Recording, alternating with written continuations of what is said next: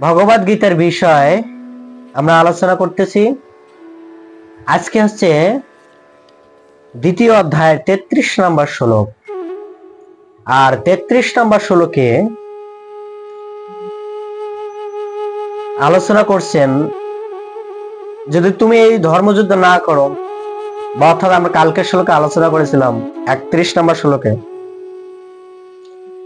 যদি ধর্মযুদ্ধ করো কোনো লজ নাই। আজকের শ্লোকে সে আলোচনা করতেছেন কি না, যদি তুমি এই ধর্মযুদ্ধ না করো তাহলে তোমার স্বই ধর্ম যোদ্ধার খ্যাতি, এই যে স্বই ধর্মটা খ্যাতি থেকে ভ্রষ্ট হবে। কারণ একজন মর্যাদা পুরুষ কখনো তার যশমানকে ভ্রষ্ট হতে দেন না। কারণ যশমান ভ্রষ্ট হওয়া মানে কি তার মৃত্যু। এটা ভগবান এই যুক্তিটা দেখিয়েছেন। তো তুমি হচ্ছে একজন খ্যাতিমান ব্যক্তি, তো তোমার কি, বা তোমাকে যদি কেউ নিন্দা করে, তোমার কি এটা শোভা পাবে? এর থেকে তোমার মরে যাওয়া অনেক ভালো। তো চলুন আমার 33 নম্বর শ্লোক শ্রবণ করি। অথ চেত্তামিনাম ধর্ম সংগ্রাম ন করিষ্যাসি তথ স্বধর্ম কৃতিম চহিতম পাপস্মি। এই শ্লোকের অনুবাদে বলা হয়েছে, তুমি যদি এই ধর্মযুদ্ধ না করো কোনো সমস্যা নেই, তাহলে তোমার স্বয়ং ধর্ম যোদ্ধা রূপে খ্যাতি থেকে ভ্রষ্ট হয়ে পাপ ভোগ করবে। ভগবান এর শ্লোকে আলোচনা করছেন, ধর্মযুদ্ধ করলে কি হবে? দুটা লাভ, স্বর্গে লাভ করবা এবং এই পৃথিবীতে সুখ ভোগ করবা। আজকের শ্লোকে বলা হয়েছে কি, তুমি ক্ষত্রিয়, তুমি যদি ধর্মযুদ্ধ না করো, তো অর্জুনের একটা যশমান আছে কি, ক্ষত্রিয়ের পুত্র ধনুর্ধর কে, অর্জুন, বীরশ্রেষ্ঠ ধনুর্ধর অর্জুন। তো এই অর্জুন তোমাকে যে এই যে ক্ষত্রিয়ের যশ, সেটা স্বই ধর্ম, অর্থাৎ এটাকে স্বই ধর্ম বলা হয়। সেই ধর্ম থেকে তুমি কি হবে? পথভ্রষ্ট হবে। আর এবং কি, অবশেষে পাপ ভোগ করবে। পাপ কি? আমরা এই জগতের মানুষ তো পাপ সব সময় করি।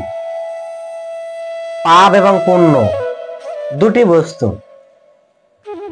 পাপ হচ্ছে অধর্ম করা, আর কলিযুগের মানুষ আমরা পাপকেই বেশি প্রাধান্য দেই। সুন্দর একটি কি গল্প আছে। কি গল্প? তো গল্পটা হচ্ছে এরকম, এক বন্ধু আর এক বন্ধুর অনেক ঘনিষ্ঠ সম্পর্ক। দুই বন্ধুর ঘনিষ্ঠ কারণে তারা কি করেছেন, এক বন্ধু কিছু স্বর্ণ ছিল, যখন স্বর্ণ ছিল সেই স্বর্ণ কি করেছেন, তার তীর্থ ভ্রমণে যাওয়ার কারণে সে চিন্তা করছে আমার ওই বন্ধুর কাছে সেটা গচ্ছিত রেখে দিই।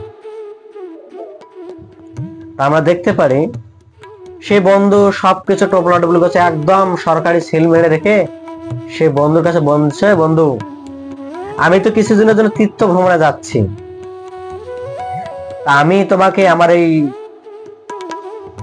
মানে বিষয়বস্তুর টাকা পয়সা কিছু সবকিছু তোমার কাছে গচ্ছিত রেখে যাচ্ছি, তুমি সেটাকে সযত্নে রেখো, আর আমি তীর্থ ভ্রমণ করে এসে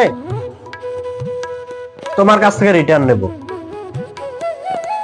যখন এরকম বলছেন, ঠিক আছে দাও, টোপলা টুপলি একদম সুন্দর ভাবে দিয়েছেন, কোনো সমস্যা নেই। দিয়ে এরকম সেই বন্ধু তীর্থ ভ্রমণে যাচ্ছেন, আর এই তীর্থ ভ্রমণে সে অনেক তীর্থ ভ্রমণ করতেছেন, 1 মাস 15 দিন 20 10 দিন 15 দিন হয়ে গেল। এদিকে তার যে বন্ধু, সে চিন্তা করলো যে সে তো 15 দিন হয়ে গেছে, আর আসবে না মনে হয়। তো কি করছে, সে সুন্দর করে সেই সেলটা রেখে দিয়েছেন, সুন্দর করে একটা সেলাই কেটে তার যত কত স্বর্ণ আদি যা আছে সবকিছু বের করে নিয়ে রেখে দিয়ে মাটি ভরে রেখে দিয়েছে সেই টোপলার মধ্যে। আর এমন ভাবে সেলাই দিয়েছে সে কোনো বোঝার কোনো অপশনে নেই। যখন এভাবে রেখে দিয়েছেন, এদিকে বন্ধু 1 মাস পর ফিরে এসছেন, এসে বলছেন বন্ধু তুমি আমাকে আমার বস্তুগুলো ফেরত দাও। বলছে বন্ধু হ্যাঁ নিয়ে যাও নিয়ে যাও, এই তো তোমার সমস্ত বস্তু এখানে পড়ে আছে, নিয়ে যাও তুমি। তো বন্ধু সবকিছু পেয়ে খুশি। খুশি হলে কি হবে, সে বাড়ি যখন গিয়েছে, বাড়িতে গিয়ে যাওয়ার পরে সে সিলটাকে খোলায় সবকিছু দেখে যে সেখানে সমস্ত মাটি, আর কিছু নেই।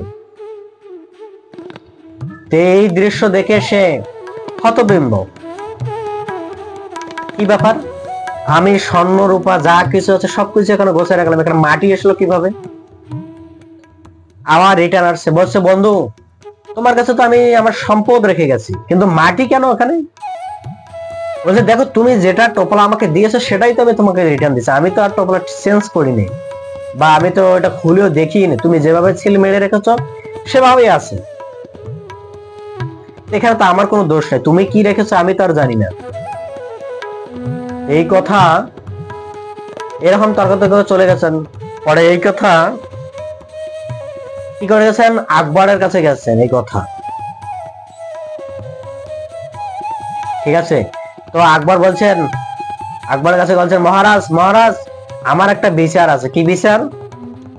আপনার দরবার আমার একটা বিচার, যে আমার বন্ধুর কাছে আমি আমার সম্পদ, স্বর্ণ দানা টাকা পয়সা যা কিছু আছে সবকিছু গচ্ছিত রেখে আমি তীর্থ ভ্রমণে গিয়েছিলাম, কিন্তু 1 মাস পর এসে দেখি সেখানে কোনো স্বর্ণ আদি নেই, সমস্ত কিছু কি মাটি। এখন আমার সম্পদ ফেরত দেওয়ার দায়িত্ব আপনার, আপনার কাছে আমি বিচার দিলাম, আপনি আমাকে এটা সমস্যার সমাধান করে দিন। এখন সেই বন্ধুকে ডাকছে, বলছে তুমি তার সম্পদ নিয়েছো? সে বন্ধু বলছে না মহারাজ আমি তো এটা নেই, ও যেভাবে ছিল মেরে রেখে গেছেন আমি সেভাবেই তাকে দিয়েছি, আমাকে তো ওখানে আমি ও কি রেখে গেছে আমি তো আর দেখিনি, কারণ দুইজনের কথায় যুক্তি আছে, সে দেখে নেই, সরকারি সেল যেভাবে মারা আছে ঠিক সেভাবে মারা আছে। তখন আকবর বলছে ঠিক আছে তোমরা দুইজনে গৃহে যাও। এখন আকবরের প্রধান সেনাপতি বীরবলকে ডাকছেন, বলছে বীরবল তুমি এই কেসের সমস্যার সমাধান করতে পারবে? বলছে মহারাজ এটা কোনো বিষয় না, আমি 3 দিনের মধ্যে আপনার এই কেস সমস্যার সমাধান করে দেব। এইরকম, ঠিক আছে তাহলে তুমি কেসটা তদন্ত করো। তো যখন এরকম 2 বন্ধুর কাছে তদন্ত করতেছে, জিজ্ঞাসাবাদ করতেছে, কেউ স্বীকার হচ্ছে না, তখন বলছে টোপলাটা নিয়ে আসো। টোপলাটা এমন ভাবে সেলাই করেছে যে ওর বোঝার কোনো অপশনে নেই। তো তখন বীরবল অনেক চতুরতা বলছে এটা তুমি কার কাছে সেলাই করছো? তাকে তদন্ত করছে, তাকে ডাকছে, বলছে এটা কিভাবে সেলাই করতে হয়, ঠিক আছে হুবহু সেলাই করে দিয়ে রেখেছেন। তখন যে বন্ধু সম্পদ লুকিয়েছেন সে বন্ধুকে ডাকছে, এসে বলছে তুমি যে এই স্বর্ণ আদি টাকা পয়সা নিয়েছো এটা স্বীকার করো, না হলে কিন্তু এটা আমার প্রমাণ আছে যে এখান থেকে তুমি টাকা পয়সা চুরি করছো। তখন বলছে না কি প্রমাণ আছে আপনি আমাকে দেখান। বলছে এই যে দেখো, এই তুমি সেলাই কেটে একটা সম্পদ বের করে মাটি রেখেছো, আর সেই দর্জিকে দ্বারা সেলাই রেখেছো, সেই দর্জিকে আমি নিয়ে আসছি। তখন তো তার বন্ধু থেকে হতবিম্ব, তখন বলছে হ্যাঁ আমি সম্পদগুলো নিয়েছি। তখন বলছে ঠিক আছে তোমরা দুইজনে রাজদরবার চলে আসো। তো দুইজনে যখন রাজদরবারে এসেছেন, এসে বলছেন মহারাজ এই বন্ধু তার সমস্ত সম্পদ লুট করে এমন ভাবে বুদ্ধি খাটিয়েছে, সমস্ত সম্পদ বের করে মাটি রেখে সুন্দরভাবে সেলাই দিয়েছে যে এখানে কোনো বোঝার অপশন নাই। তো তখন মহারাজ আকবর বলছেন তুমি বুঝলা কি করে? বলছে মহারাজ আমি সেই টোপলাটায় সুতাটাকে আমি লক্ষ্য করেছি, কারণ দুইটা সেলাই 2 রকম, এর থেকে বোঝা গেল যে এই সম্পদ এর বন্ধু নিয়েছে, বাট সেলাইটা উল্টো করে দিয়েছে। বলছে বীরবল তুমি চতুর। তখন কি করেছেন, বলছে ঠিক আছে, তুমি যে মিথ্যা কথা বলছো এর জন্য তোমার শাস্তি কি, তার সমস্ত সম্পদ ফেরত দিতে হবে এবং তাকে কিছু বোনাস দিতে হবে। বোনাস কি, তাকে আরো এর ডাবল তোমাকে দিতে হবে। এখান থেকে আমরা বুঝতে পারলাম যে এই যে ব্যক্তি পাপ কেন করে? না, পাপ করার কারণ হচ্ছে লোভ। কিন্তু অর্জুন চাচ্ছেন না পাপ করতে। অর্জুনকে ভগবান যুক্তি দেখিয়ে দিচ্ছেন কি না, অর্জুনকে এজাই বলছেন যে দেখো তোমার খ্যাতি সম্পন্ন ব্যক্তি, খ্যাতি সম্পন্ন ব্যক্তিরা যদি একটু যশমান নষ্ট হয়ে যায় তার স্বাভাবিক সে আত্মহত্যার কথা মনে চিন্তা করবে। এটা তো পাপ স্বাভাবিক। যদি কেউ আত্মহত্যার কথা চিন্তা করে তাহলে এটা পাপ না।